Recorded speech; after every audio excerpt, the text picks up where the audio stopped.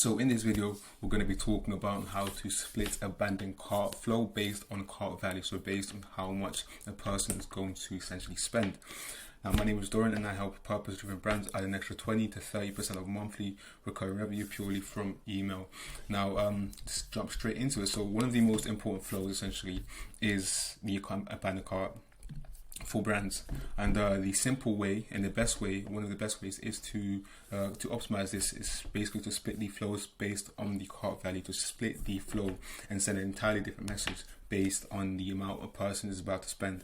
So for example, if your brand provides free shipping for a customer spending over $50, we're going to inform the customer that they qualify for free shipping. So it's even more personalization, and you want to do this at every single stage and ensure that essentially you try to personalize the messaging as much as possible to their circumstances and to their actions essentially. So to jump straight into it now, it's a very simple process, of course. Just simply ensure that you create the abandoned cart. Now, that's a very simple process. I don't think I need to go through that. So once you do that, once you create that specific flow, what you want to essentially do, or it should already be pre-existing, you want to essentially create a specific trigger split and some form of conditional split. So, and that is going to be set essentially for when people spend a specific amount or have a specific amount within their cart, and that value is going to be, again, is essentially is going to be greater than $50 or whatever amount that you choose to have, essentially depending on your average order value.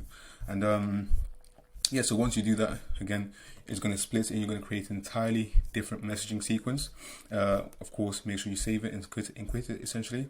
And what it does is going to essentially, once that trigger split happens, it's going to essentially have two entirely different paths for depending on how much essentially the customer is about to spend.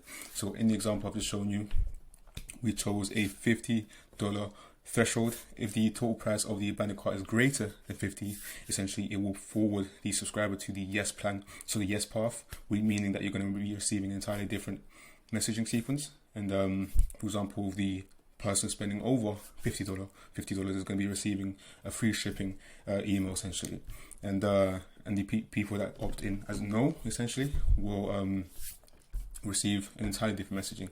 And yeah, so to come to the end of this video, it's a very simple process. Now, to fundamentally break it down, essentially you can use this split to configure two entirely different pathways in this flow essentially for based on the abandoned cart. So you can send two different messages based on the value of the cart essentially. And that's pretty much it. I do hope you enjoyed this video. I want to keep it as short and concise as possible. It's a very simple process, and I hope you found value in this video. Take care.